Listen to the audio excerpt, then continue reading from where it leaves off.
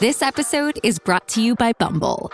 So, you want to find someone you're compatible with, specifically someone who's ready for a serious connection, totally open to having kids in the future, is a tall, rock-climbing Libra, and loves rom-coms with vegan pizzas on Tuesdays just as much as you do. Bumble knows that you know exactly what's right for you. So whatever it is you're looking for, Bumble's features can help you find it. Date now on Bumble. This episode is brought to you by Hyperice, the leader in advanced warm-up and recovery technology. They have tons of innovative products, like Venom-heated wearables to help soothe sore back muscles, Normatec compression boots to speed up recovery and increase circulation, and Hypervolt massage guns to improve mobility. Loved by athletes like Naomi Osaka and Erling Haaland. Try them yourself. Get 10% off your order with the code MOVE at hyperice.com.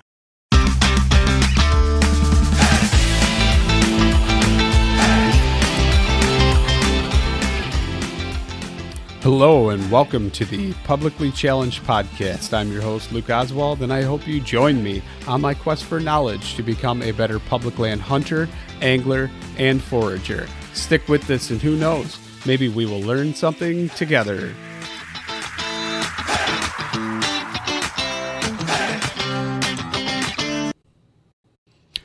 All right, real quick before we get started on the show, I'm just going to talk about Treeline Academy. You've heard me say it. I can't even tell you how many times. Mark Livesey is treelineacademy.net.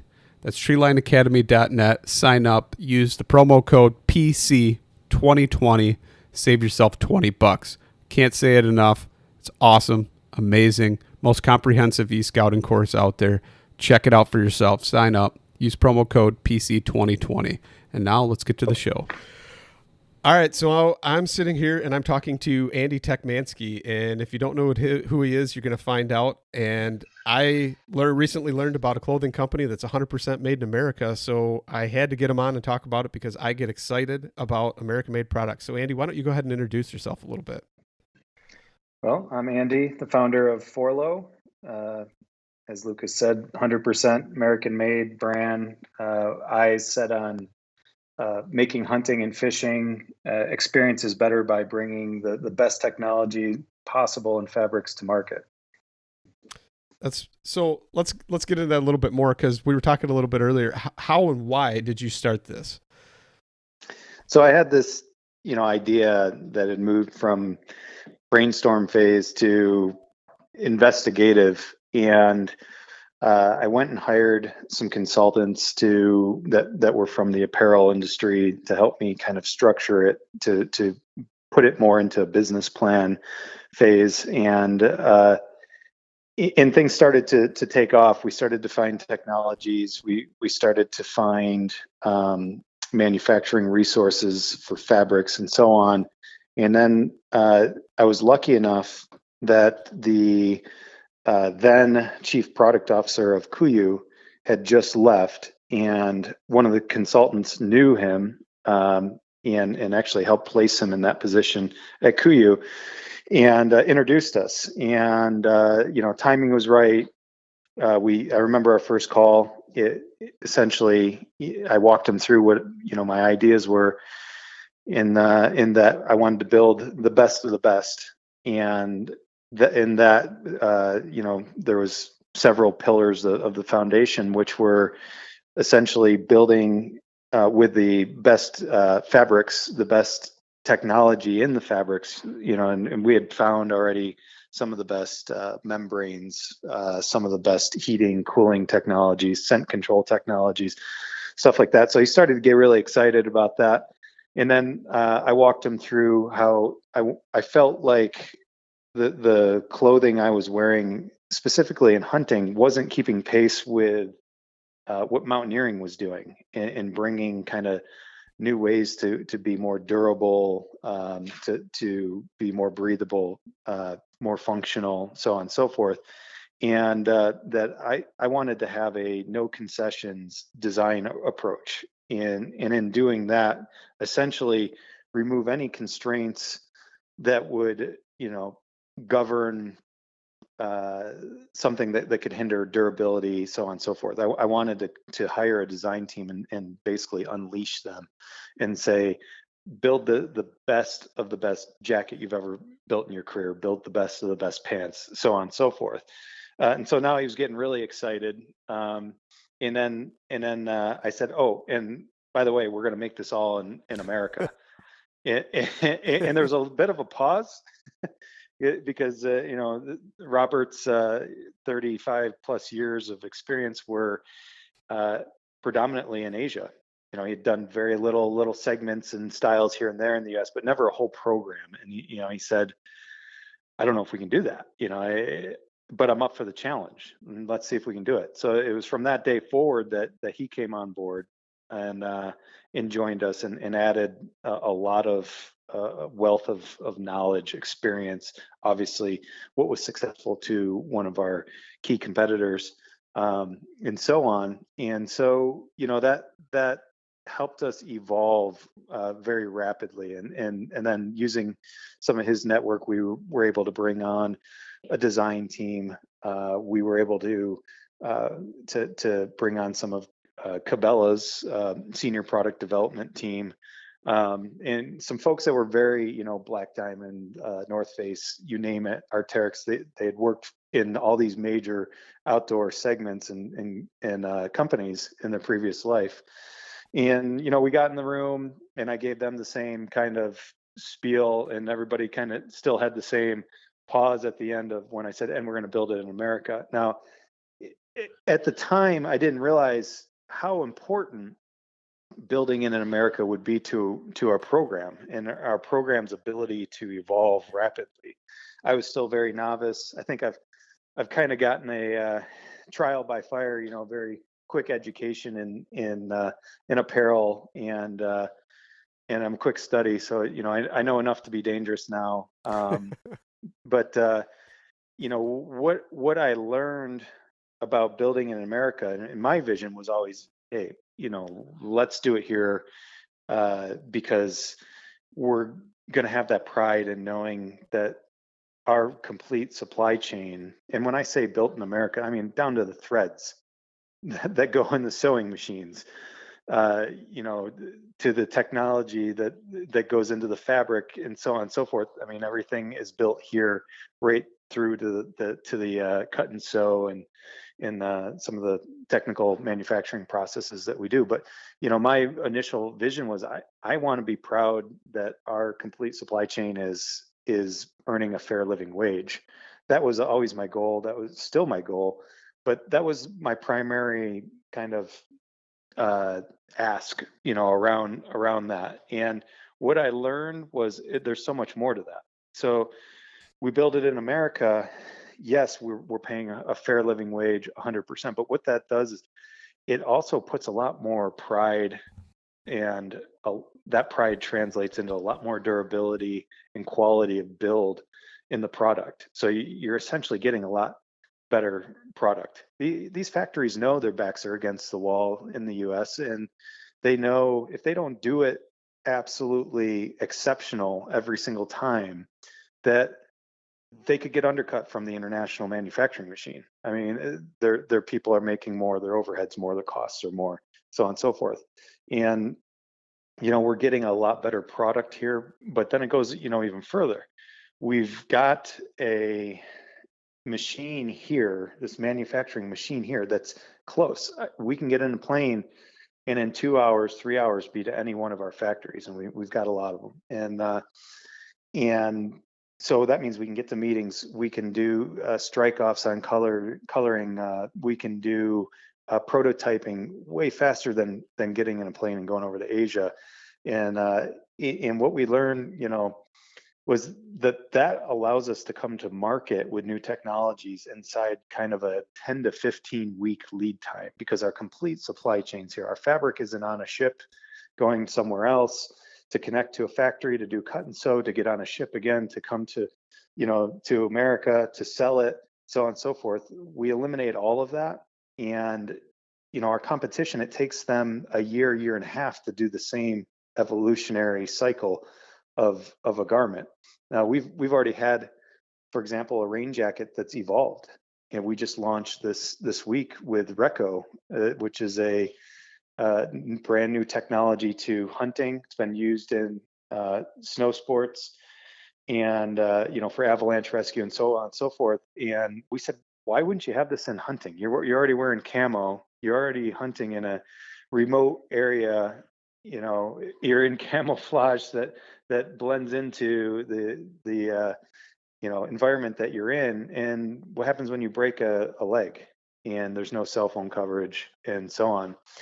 And so we implemented Reco. We retrofitted jackets that didn't have it. We were building everything that's being built going forward. We'll have Reco, everything being jackets right now, and then backpacks, and it'll expand into other sectors. And so, we were able to make that evolution. We've only been launched since July, and so these are the things that we can do when we own the factories and they're here in America. So that was a lot to unpack. So I'm gonna start with, can you explain the Reco a little bit more in detail of like how it got started, what it was used for? I just recently kind of learned about it. I didn't actually know that, it was a thing for snowboarders and skiers that rescuers were using to find them in an event of an avalanche or something like that. And I believe like they even have helicopters that they can locate people or something like that, like a transponder on them. And it's like basically an RFID message, right? Or transponder. Correct. So Reco's been used for several years, predominantly in kind of ski snowboarding.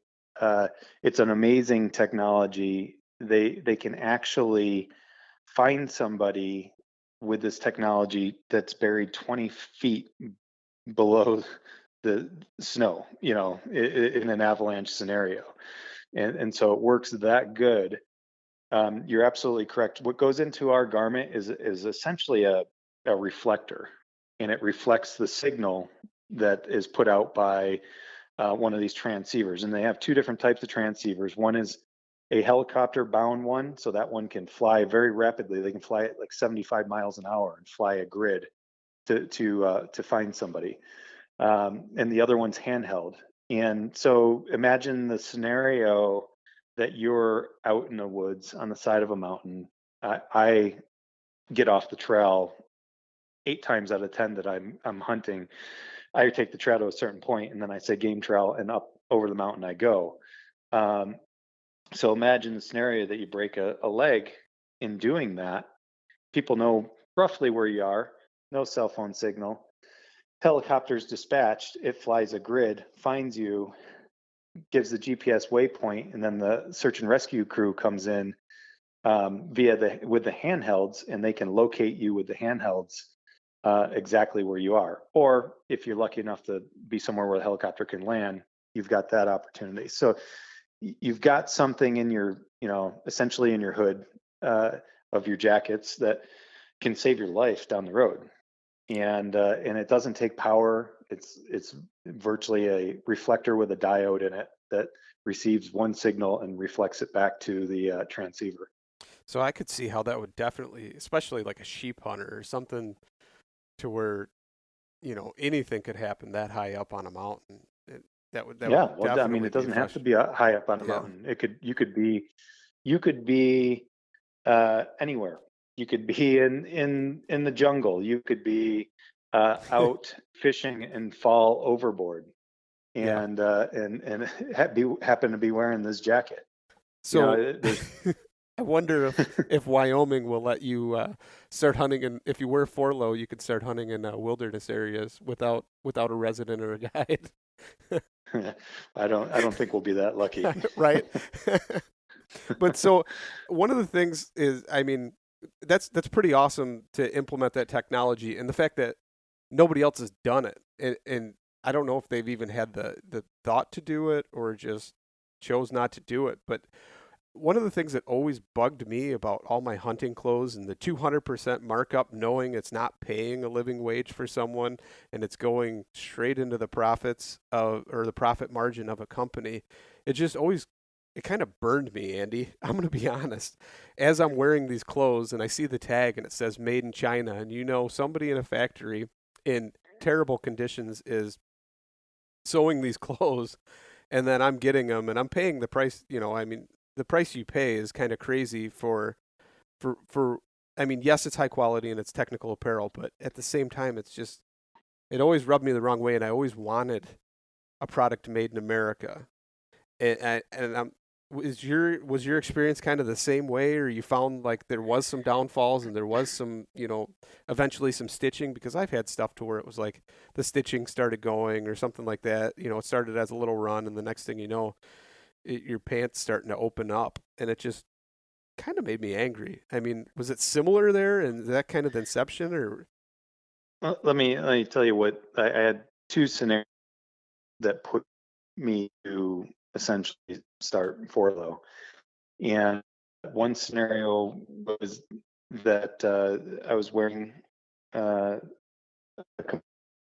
a base layer, and when I got it, the first thing I noticed as I was checking it out was that the heat transfer wash instructions was backwards, and you know, I was already frustrated, and that's one thing that kind of pushed me over the edge and really started this. The other thing for me is I grew up in a multi-generational family that um, are all hunters. My fondest memories of hunting are, hunting with, at the time, three generations. Myself, my dad, my grandfather. We've actually gotten out with four generations a couple times, since I've had kids and so on. But being out in the woods with my then 4-year-old, and I had my full set, as we do, as hunters. Once you commit to a brand, it's not like we're gonna wear uh, one brand's camo on the top half, another brand's camo on the bottom. It's like you're all or nothing, right? So here I am, I'm all or nothing in mine, and I couldn't piece all that together for my kid. And we're out in the woods, and my kid's looking at me, looking at himself, looking at me, looking at himself, and I'm like, what? And he's like, Dad, I don't match your camo. I'm gonna stick out. Like the deer are gonna see me, and and I'm like, if a 4-year-old can figure this out, why can't these brands figure this out? And so that really set me on the path of hunting, fishing, outdoors, camping, all this stuff. Yeah, you have your solitary moments. I hunt by myself a ton, but a lot less now that I have kids. I actually tonight just took my 3-year-old daughter for her first hunt, and got her sitting on a log with my 8-year-old, and we're sitting out there grunting and kind of sitting for sundown. So that was pretty special. But we launched with the idea of this is a family experience. We're educating around conservation. We're trying to teach our kids, our friends, so on and so forth. The benefits of organic meat, so on and so forth. But you gotta if you're gonna be this hunting and fishing apparel brand, then be one that can outfit the family, so that they aren't scratching around trying to put parts and pieces together just to go out and enjoy it with you. Yeah, that's awesome. So one of the other things I've always thought, man, maybe I could start a business. And I was like, I don't know the first thing about it. And then as you talk to people or you hear things or you ask, why aren't things made here? You always get the response, well, because it can't be done. It can't be done. And I always thought to myself, I'm like, how can it not be done? We still have some manufacturing over here. Yes, it doesn't exist in the scale it once did, but I mean, obviously you've kind of figured that out. How big were those challenges when you initially started out with that? It wasn't easy. I'll tell you that much. We had a lot of kind of 2 steps forward, 1 step backward. We're still trying to figure some of it out, to be honest. We have a lot of SKUs already designed, tech packed out, fabrics nominated, so on and so forth, and we're still in the process of evolving and developing manufacturing. And so I would say we found the way to do it, and part of finding the way to do it is we conceded that it wasn't all going to be able to be done with contract and suppliers and stuff like that. That we actually had to own manufacturing. So we made a big investment on the more technical side of the business to bring kind of the sonic weld and the laser cutting and the seam taping and everything else, and put that all into one house, that we could do a lot of really cool things that hadn't been done yet. And to start to tweak that technology and make it better, you very quickly enter a very small market in North America. Our factory is probably one of two or one of three factories that has the capabilities to do what we can do under one roof, and the other two can't even do what we do because we've got newer technology, we've got newer equipment, and we've tweaked it to be able to put out some really cool products. Yeah, we've found a way of doing it, and we challenge our vendors and we challenge our suppliers constantly to be better. And one good thing we had going is the U.S. military is huge.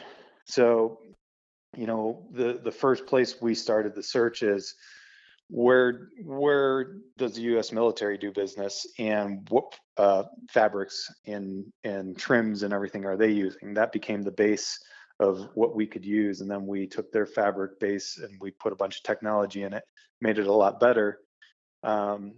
And we weren't able to really tap into a lot of their manufacturers because they're so busy building stuff for the military. They didn't, we're still small potatoes next to them. But I think now, we've become one of the largest commercial manufacturers of highly technical goods in the U.S. And we've taken we've gained a lot of respect, I'll say, with a lot of vendors. We've actually came out of nowhere.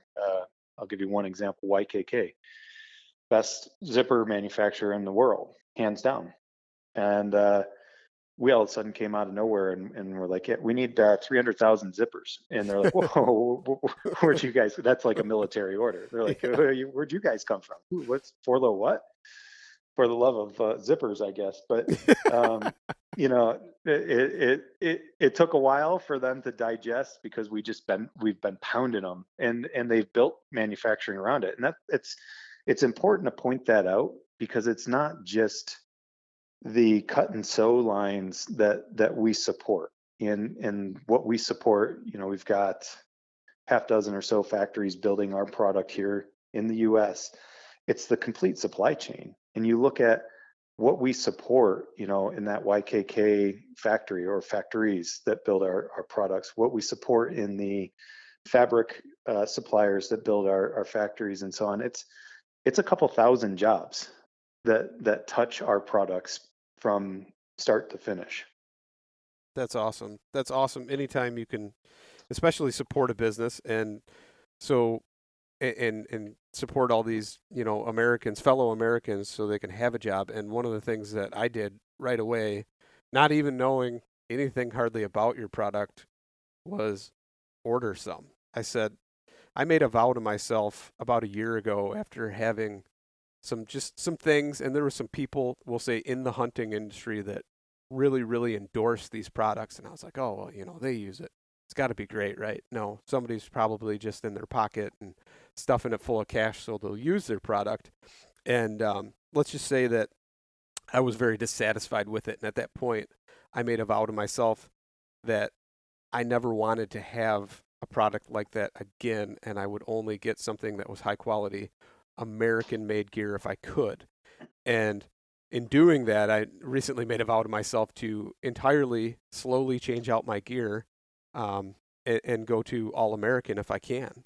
And so I did purchase a pair of your pants and a shirt, and I'm going to say this, that I am truly satisfied with them so far, but I haven't really taken them and tested them. But from what I've seen and done and played with them a little bit, I mean, they are a high quality. When I pulled the pants out, the first thing I looked at was just the quality and the seams and the stitching and everything was just looked to be high quality. There wasn't any defects or little minor things that you might notice on some other brands, or little seam that's coming undone or anything like that.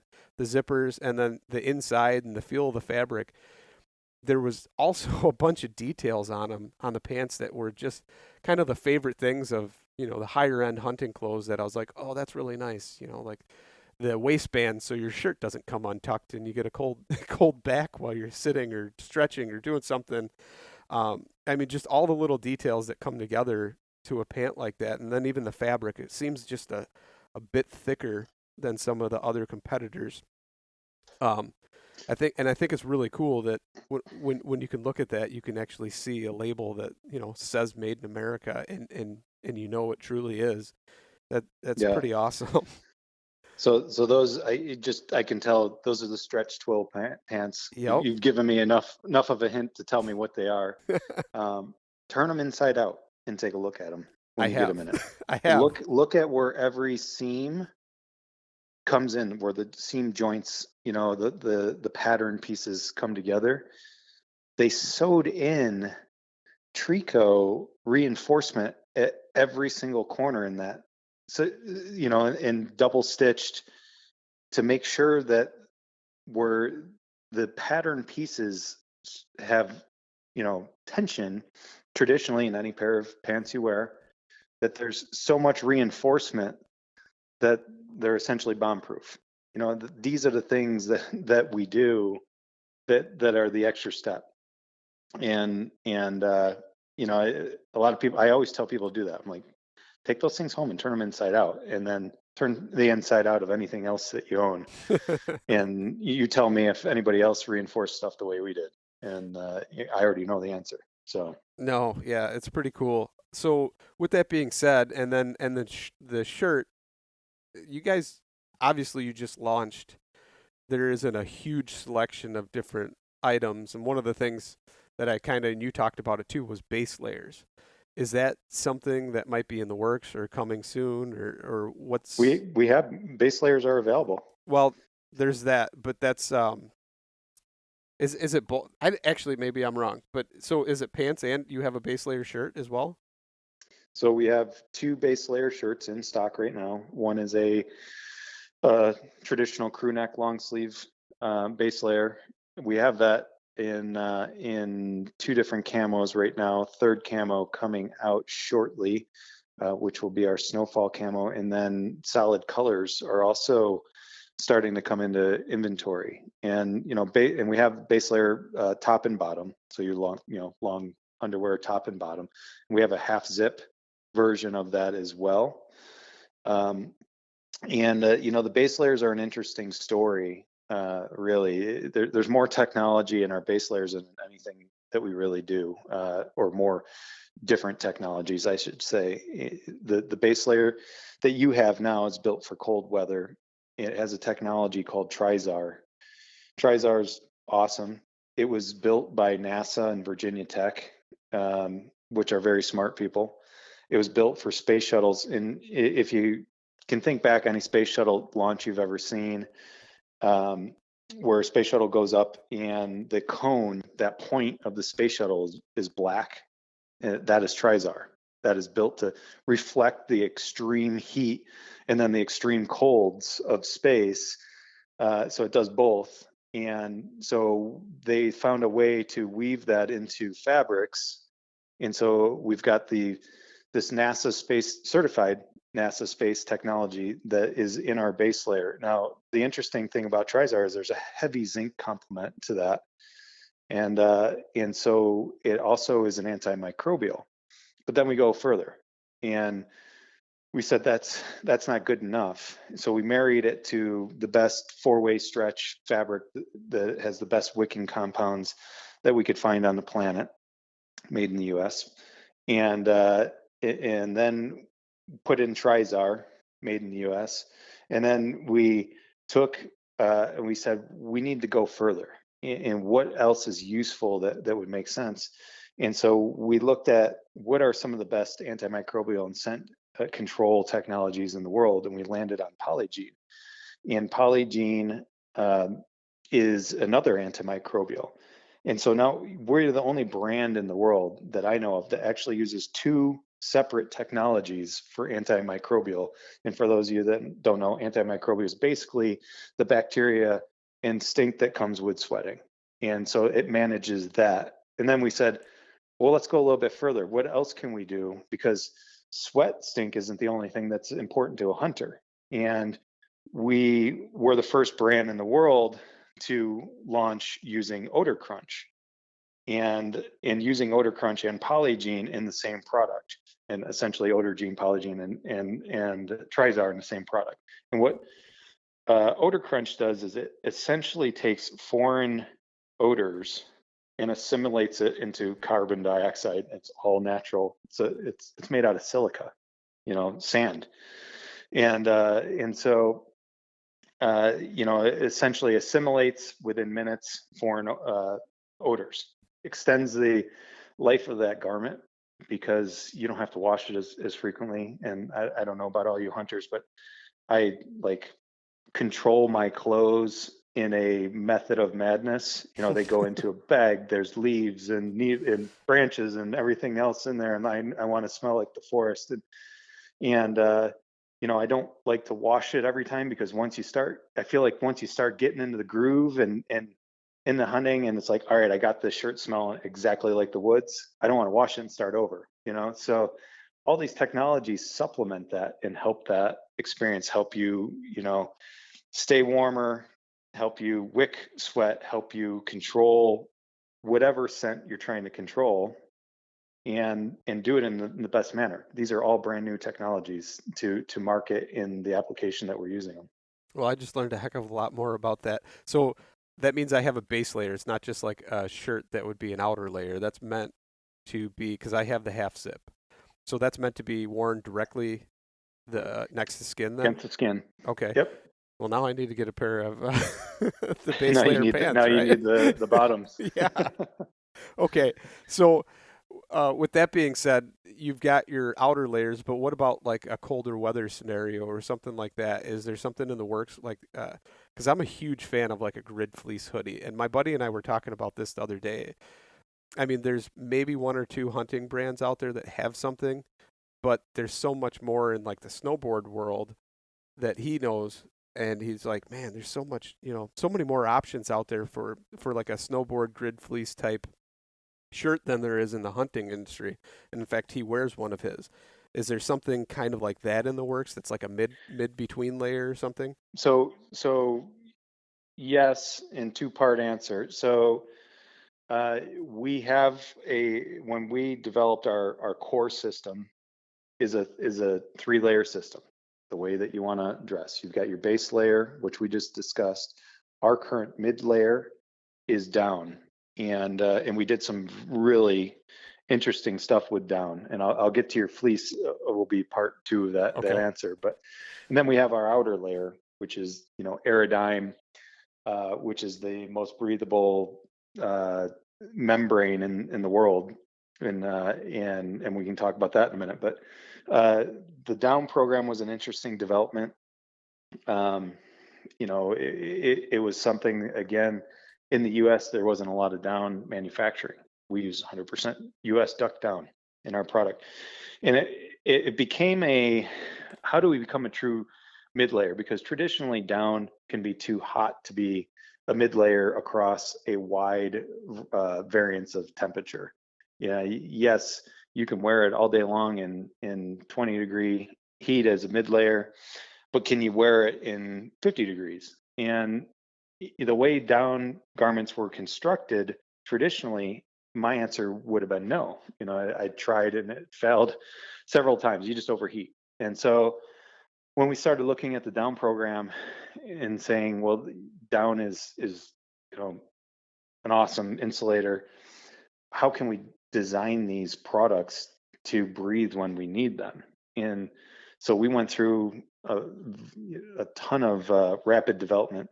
What we landed on is, well, there's 2 issues with traditional down garments: is the 100% sewn, and these things don't stretch a lot. And so there's a lot of tension on the sewn parts, the sewn baffles, so on and so forth. These parts fail. If you really wear them hard, they fail. So we said, okay, what do we do? And to improve it, and we landed on our perf weld technology, and we took a technology of RF welding these clothes and improved it and tested it and removed all the sewn baffles and put perf weld seams.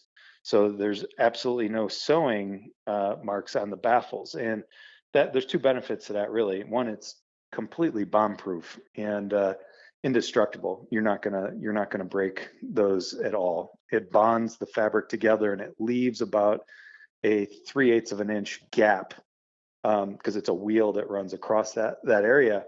And the secondary advantage to that is that now you have a gap where sewn baffles tend to come together once you got the jacket on, and then there's no air gap, no nothing.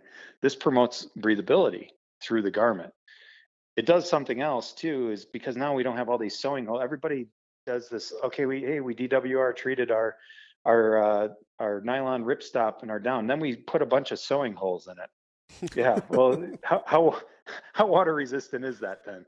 Well, when you eliminate most of the sewing holes, not all, it's sewn around the armholes and stuff, but you eliminate most of them, and you DWR treat your fabric. Well, now you've got something where the moisture can't get into the feathers. But then we went a step further. We said, what can we do to protect the feathers? We want longevity. We want to keep loft at any cost. And so there's a DWR process for the feathers that we took on, and really only about 5% of the global market does, because it adds cost, but it adds a ton of usability. It actually improves the wicking ability so the watershed ability of a down feather by 60%, 60, by doing this. So now we've got a down jacket that breathes when you need it to, and is just not going to pick up moisture. And that is your bomb-proof mid layer. To get to your question, yes, down the line, we are adapting and coming out with some super high-tech fleece, some stuff that was developed for the U.S. Special Forces. The first product that it's coming out in a matter of 1 or 2 weeks is our beanies. Okay. They'll be lined with this product, and then that product is now being bonded to fabric, and we've got some pretty cool kind of mid-layer hoodies and stuff like that that'll be coming out probably not before next kind of summer, but definitely in the works. Awesome. Yeah, I'm looking forward to that. I was hoping maybe you were going to say, "Oh yeah, we've got one in the works released next week, so I could wear it for the rest of this hunting season." But no, you'll be able to play around with the beanie pretty quick. But you're in the indestructible down for now. Bear in mind too that down is 2 layers of fabric. So nobody does that. We have like 2 layers on of the fabric throughout that whole garment. Is double fabric. So inside and out, it's double fabric, or the liner is different. 2 layers of there's a liner inside that garment to make it even more bomb proof. Interesting, very interesting. So yeah, man, that's kind of just I've never thought of using down. Like I use down now. I've kind of adapted the whole Western hunting thing for even my Midwest hunting.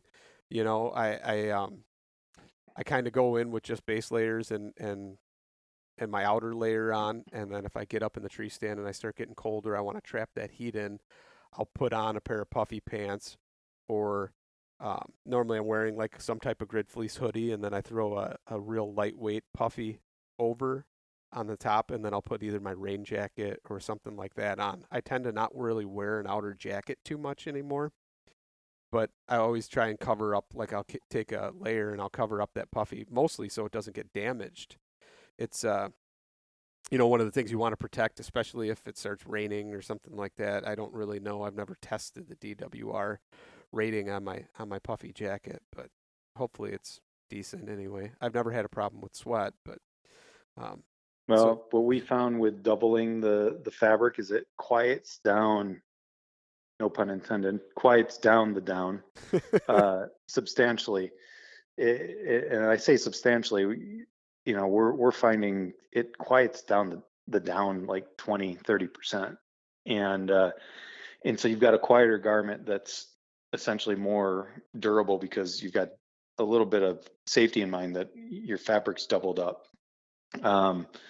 And I've tested it extensively for the last year. I actually made a point this hunting season. I said I'm going to wear our down in every application I can as an outer layer, and I have, and I haven't gotten into a scenario yet that it's been too loud or yeah, I'm a little careful when I get around thorns. I mean, I am with anything, but I haven't had it tear. I haven't had it foul. I've been in close proximity to game numerous times, and it hasn't failed us. With that said, we're always striving to make things quieter. We're always striving to bring choices. Some guys, to your point, like fleece better than they like down, so on and so forth. So it's all in the works. What I'll tell you is we have 6,500 SKUs already designed, developed, and in prototyping. wow, that's a lot. So I'm guessing socks are on the way as well. They might be. Perfect. Nice. So that was kind of one of my questions as far as testing. I mean, is there laboratory testing involved too? I mean, what kind of extent does that go to as far as, industry standards, or is there anything that you're kind of trying to go even further than industry standards, or Yeah, how's that go? that's a good question, and it's a bone of contention with me as well. Getting into this industry, I've now spent a lot of time in testing labs, both third party and ones that are owned by the fabric manufacturer that we're doing business with. We third party test everything. We extensively test it, internally, so on and so forth. Like I said earlier, most, not all, but a lot of our product starts at a base of mil spec, of the U.S. military specification. So it has to reach those rigors and durability standards. And then we take it a lot further. We finish it at a higher standard. We add technology that adds durability, functionality, so on and so forth. One of my big bone of contentions is, was learning what all these readings mean. I mean, there's, CFM, and there's all these, air permeability and waterproof and this, that, and the other, and I've been reading them for years, and you do what every other consumer does. It's like, oh, well, they get, 20,000 and these guys get 25. This must be better at 25. And, when you start getting stuff in the lab, and we all do the same thing, we test our stuff, we test their stuff. You start to really learn pretty darn quick who's telling the truth and who isn't. And there's more that are not. And it's not that they're trying to be blatantly, obvious about it.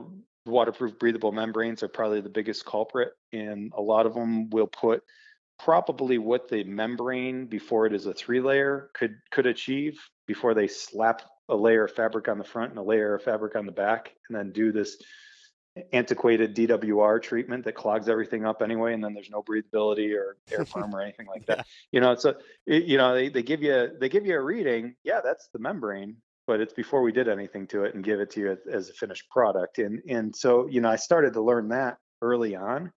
That really fueled my fire, because I said, we are definitely not doing that. What you see on our website is what you get, and you'll see a lot of interesting things. You won't see any of our competition really talk about air permeability. Air perm is the most important stat that you could read on anything, but you don't see it on anybody's website but ours. And the reason is because they don't have any air perm. And it's really the difference between a active system and a passive system. And what does that mean? Well, our Aerodyne uses this super cool brand new technology called pulse plasma. And I'll tell you a little bit about it, but the membrane already by itself, before pulse plasma is even a part of the equation, is already more breathable, already has air permeability off the wall. And so air permeability essentially is a active system. And what does that mean? It means from the moment you put it on, it's breathing. It does not need you to build an atmosphere up inside the garment, the atmosphere being you sweating your ass off and inside the garment, and it before it can even push anything out through the membrane to exhaust that excessive heat. And it's too late. You're already sweating, you're already drenched, you're uncomfortable, so on and so forth. So this system breathes from moment one that you put it on, because it has the unclogged pores. It has a lot of them, and will actively do that through pulse plasma treatments and so on. So what the other systems by large are passive systems. You gotta sweat. You gotta sweat before it works, and it's still not working that great. The big advantage of kind of pulse plasma to a traditional DWR treatment is, traditionally, this is everybody in the market pretty much. Traditionally, the fabric's finished as a 3-layer fabric, and then it goes as a sheet and a roll, gets almost pretty much a spray-on treatment of DWR, and that goes on the face fabric on the outside and dries. They've got a rapid drying process. What that does is it clogs every pore on that face fabric, and what does get through the face fabric to the membrane ends up clogging what little they have for pores and openings and ability to breathe anyway. What the pulse plasma machine does, super high technical machine, this huge thing, it's like a big shipping container, and our fabric goes in there, is we actually do it twice. So the membrane's finished and it gets pulse plasma treated before it gets sent off for laminating to become a 3-layer fabric. And pulse plasma closes with the fabric in there, the roll in there, and it pulls a atmosphere. So it pulls a pressure that sucks the DWR through the membrane. And what that does is it doesn't clog, it coats every single fiber at a microscopic level, and it leaves those pores open. Those pores are like 10,000th of the size of a water molecule. But air molecules are smaller than that. So it lets air out, doesn't let water in, but it coats everything, doesn't clog. Then we send it away to get laminated. We bring it back, finished fabric, and we do it again. So now we double coat the membrane, the face fabric, and the liner fabric all get equally treated again at a molecular level, broken down to where it doesn't clog. It treats and leaves open. The air permeability is born. So there you have it. No, that's pretty awesome. On top of that is, so my buddy gets really, really nerdy about all the numbers you just explained and described, which I don't understand any of them. And every time that I need to know something about a hunting product or some type of clothing, I always send it to him and say, "Hey, what does all this mean? What are these numbers? How does this compare to, so and so's product or whatever it may be?" And then he's the one who always gets back to me and explains it to me and tells me. And so he was recently looking for a rain jacket and pair of pants, and he just kept getting frustrated and saying, almost all of these except for maybe one brand doesn't have pit zips. Why doesn't it have pit zips? I want to be able to air out and be able to zip back up and have even more breathability than what the fabric offers. And he was just really mad. And then I started kind of, chuckling because I actually knew something that he didn't know. And I sent him a link to your guys' product, and he comes back to me and he's like, "Hey, that's pretty cool. Oh, made in America. I like that." And then he sends me back another little message and he talks about the numbers. And he's like, "If those numbers are legit, because there's a lot of ones that he's looked at and he's like, there's no way that these numbers are actually even possible to get. He's like, that's almost perfection.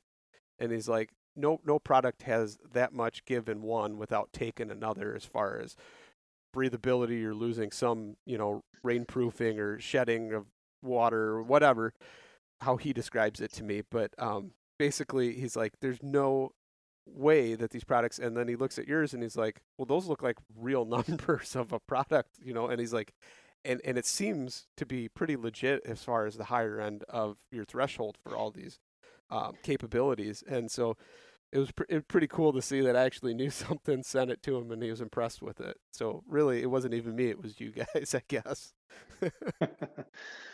Well, the numbers are real, and he's absolutely right. Traditionally, and even with our technology, there's only so much you can do with it. I mean, we've pushed the envelope and we've got the perfect recipe. But yeah, if you go through the roof waterproof ability, your breathability suffers. And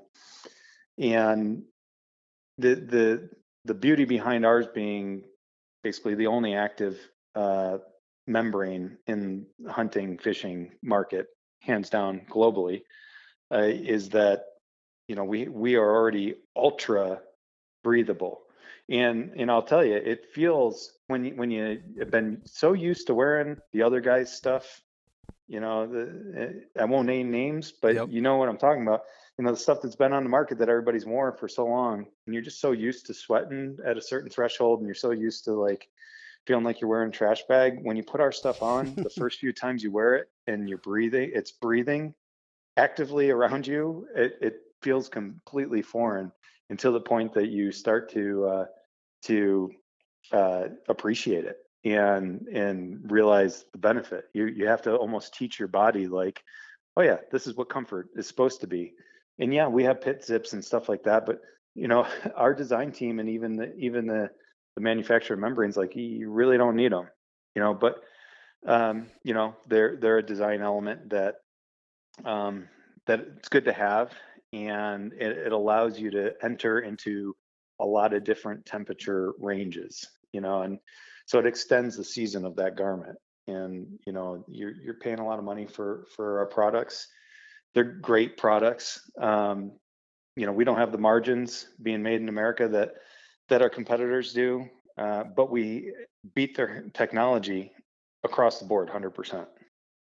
Yeah, that's really cool. Like even the pants, I thought it was pretty cool to have the zips in the pants for venting as well, just because how many times you finally get to your destination because you're going to be, especially in the whitetail woods, once again, going to a tree stand or hiking in to go set up, and by the time you get there, you're kind of sweaty and hot, and it's like, man, that why don't these other pants have it? So it's pretty cool. I wore those pants.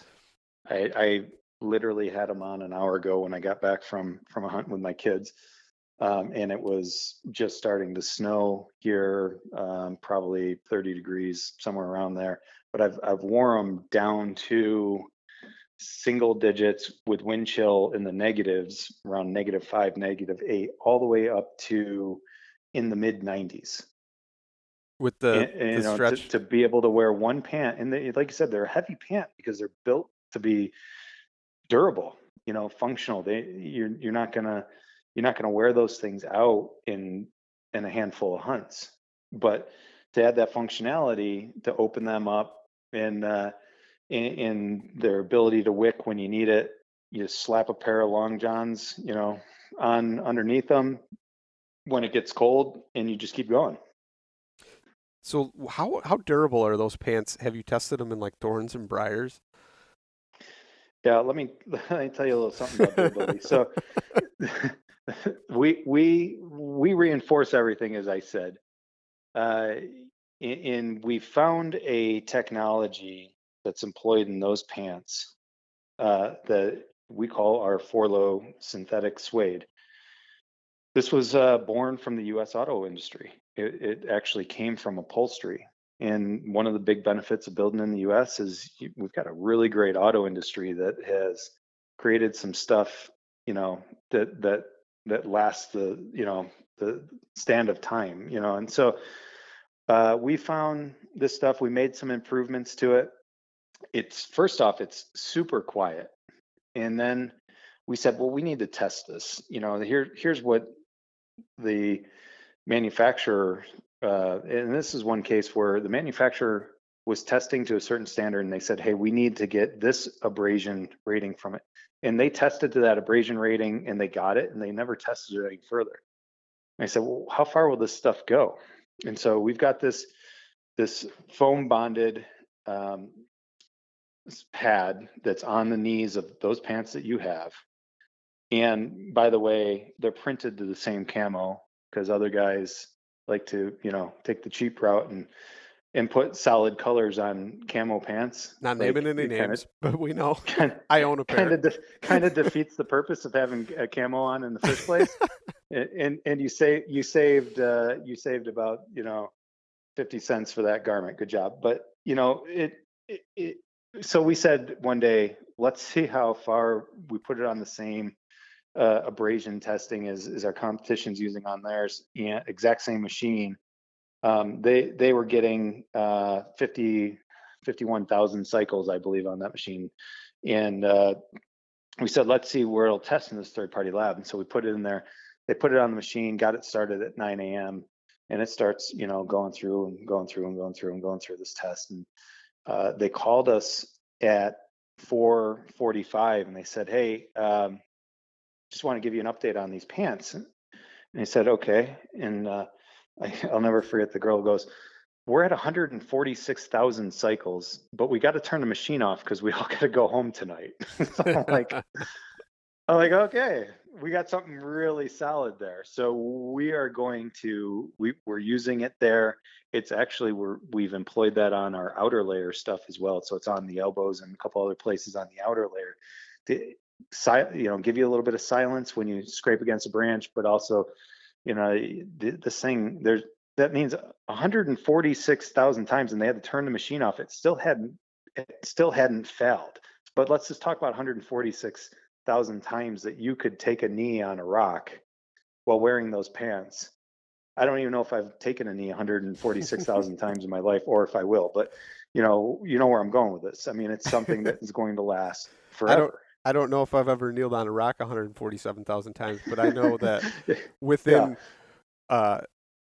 one of the two main brands, or we'll say there's probably more than that, but one of the two main brands that you used, one of the pairs of pants, it literally lasted maybe a season and a half before they're starting to get shredded. And one of the places I hunt, especially early season, I go through and it's just thorns and briars everywhere. And those pants this year are really starting to show that they're getting worn. And I'm like, man. And then, well, here's another thing that's great about being direct to consumer and having our own factories here in the U.S. too, is that we constantly evolve. So, as we get feedback from hunters like you, we evolve and improve our products mid-cycle. We don't have to say, hey, that's the style that is for this year. That style is actually evolving throughout the year. We're making improvements as we go. Back to the Reco thing, when we find a technology that makes sense, we start to implement it and roll it in. We don't wait a year, make you suffer for a year, so yeah. It's just a constant evolution to be the best. No, that's pretty cool. Andy, I thank you for coming on, sharing all your knowledge and especially your passion for making something here in the United States. I can't say how awesome it was when I actually found out about a product that was made here. I mean, it was amazing. And first thing I was like, man, I wonder if this is going to be legit, or is it just going to be some type of, scam, and I ordered the pants, and I was thoroughly impressed with that. And I haven't really tried the shirt out a whole lot yet, but I'm definitely going to now that you told me direct against skin. Let's see what this technology can do. And I appreciate it, man. I really appreciate you coming on and sharing it. And I'm sure I'll probably try and reach out to you with as many questions as I have later on with the gear or whatever. And But before we go, can you kind of share with everybody where they can find these products, and if they want to reach out to somebody to get more information about them, where can they do that? Sure. Good question. So right now, the best place to find our products is at forloh.com, Forloh. Forloh, by the way, stands for love of hunting. And that was a hard name to come up with. And we have our only retail store, which is on Central Ave in Whitefish, Montana, with plans, by the way, to open several other stores over the next year. We have a really good customer service department, so the number's on the website. Feel free to reach out. And one thing I'll leave you with is that we're just getting started. We launched in July. Your full kit is there waiting for you. 6,500 SKUs coming down the line, and those are all coming out over the next 18 to 24 months. And so, right around the corner, spring, summer lineup, it's going to be huge. Everything that we do that's great for cooling and scent or heating and scent control, we have an equivalent awesome technology coming out on the cooling side with all the same attributes of scent control. And, we've got a lot of solids coming out too over the next, several weeks. So lots going on, and we appreciate the support that we've gotten so far. And I know it's hard to kind of migrate to a new brand and whatnot, but give us a shot and support the American manufacturing machine. Absolutely. Every time, man, when I see that flag on the label of anything, it makes me want to gravitate to it. So I don't think you'll have a real big problem with that. Well, great. All right, Andy, I appreciate you coming on and talking to us. It was definitely good talking to you. Well, take care. Yeah, well, appreciate you being a part of it. Thank you. Absolutely.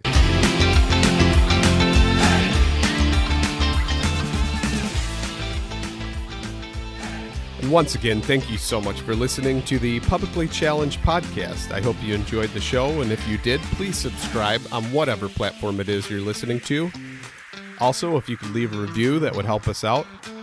And you can check us out on Instagram or at publiclychallenged.com. And once again, thank you so much for listening to the show.